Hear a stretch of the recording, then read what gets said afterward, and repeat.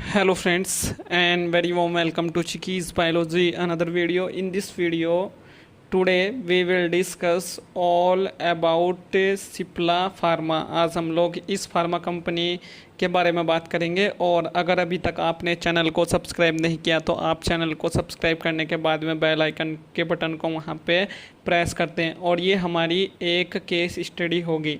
और सिप्ला जो कंपनी है वो कैसे third largest drug producer company बनी है भारत की, इस पे हम लोग इन डिटेल यहाँ पे आज एक एनालिसिस करेंगे और इस कंपनी के इतिहास को हम यहाँ पे जानेंगे और इसकी सक्सेस के बारे में बात करेंगे।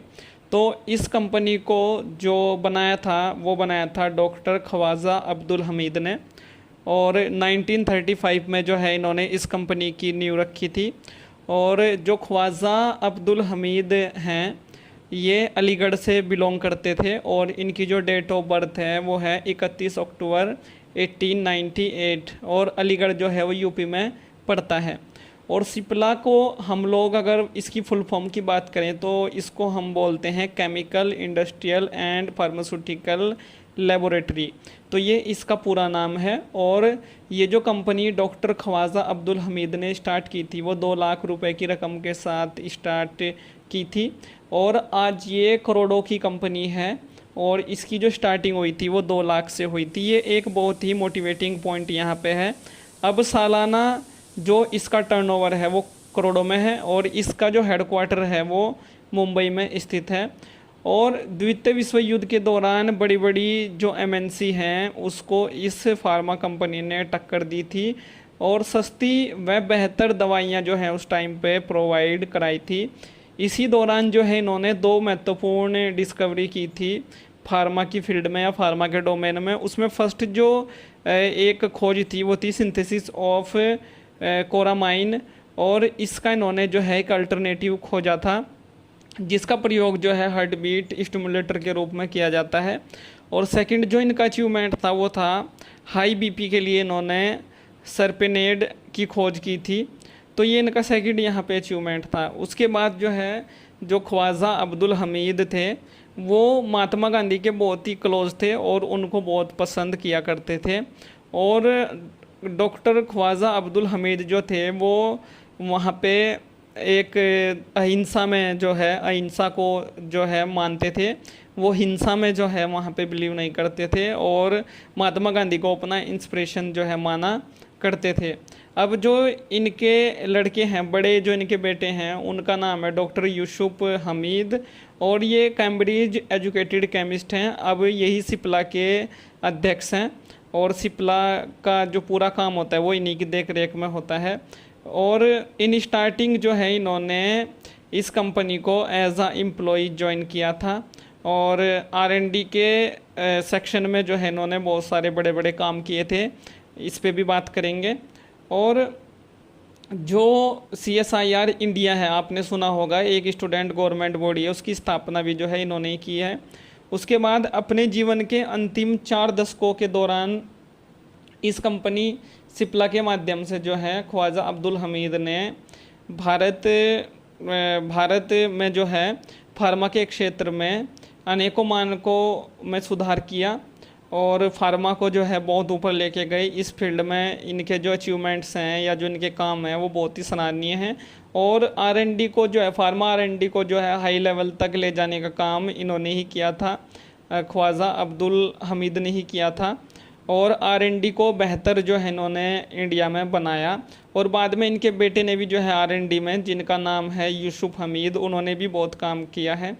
और इनके जो बेटे हैं यूसुफ हमीद, इन्होंने R&D के सेक्शन को ज्वाइन किया था सिप्ला में ऑफिसर इंचार्ज के पद पे और इसी पोस्ट पे इन्होंने काम किया। और इन्होंने जो ज़्यादा फोकस किया है यूसुफ हमीद ने, जो इनके बेटे हैं ख्वाजा अब्दुल हमीद के, इन्होंने जो ज़्यादा फोकस किया है वो एड्स की बीमारियों की जो दवाइयाँ हैं या टीबी की जो दवाइयाँ हैं या श्वास रोगों की या रेस्पिरेटरी मेडिसिन जो हैं उन पे इन्होंने काम किया है। इसको आगे बढ़ाने में जो है इनका बहुत ही ज़्यादा सराहनीय योगदान रहा है सिप्ला फार्मा में। और इन्होंने जब एज आ वहाँ पे ऑफिसर इंचार्ज R&D को ज्वाइन किया था तो इनकी सैलरी 1500 थी।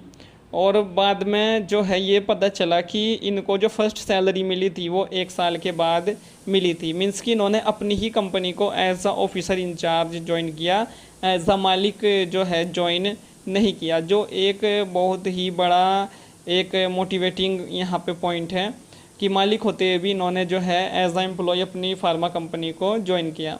और बाद में सिप्ला फार्मा ने जो है इन्हीं के सुपरविज़न में बहुत सारी कंपनी का जो है अधिग्रहण किया। बहुत सारी जो साउथ अफ्रीका की कंपनी है सॉरी, उनका भी अधिग्रहण किया। जो अदर फार्मा कंपनीज़ हैं वर्ल्ड वाइड लेवल पे, उनका भी अधिग्रहण किया। और इन्होंने जो है भारत में जो फार्मा से रिलेटेड पेटेंट कानून थे उनमें भी बदलाव की शुरुआत इन्हीं के थ्रू हुई है, यूसुफ हमीद के थ्रू ही हुई है। और 1961 में जो है इंडियन ड्रग मैन्युफैक्चरर्स एसोसिएशन की स्थापना भी इन्होंने की थी। और 1972 में इनका ये प्रयास जो है सफल हुआ। और सिप्ला को हम अदर नाम से भी जानते हैं। जो इसका नया नाम जो है दिया गया था वो था ह्यूमैनिटेरियन फार्मा कंपनी भी इसको जाना गया। उसके बाद जो है यहाँ पे जो अदर पॉइंट्स हैं वो ये हैं, 170 देशों में जो है सिप्ला अपनी मेडिसिन्स को बेचती है। और सिप्ला ने जो है यूएस एंड यूरोप के बाहर भी जो है CFC फ्री इनहेलर को सबसे पहले इसी कंपनी ने बेचा था।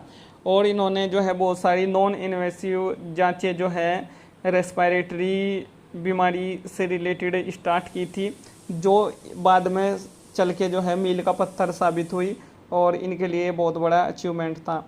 आई होप फ्रेंड्स ये वीडियो आपको पसंद आई होगी। इस वीडियो से रिलेटेड अगर आपका कोई कमेंट है, कोई क्वेरी है, आपके मन में कोई सवाल है तो उसको वीडियो के नीचे कमेंट बॉक्स में टाइप करें।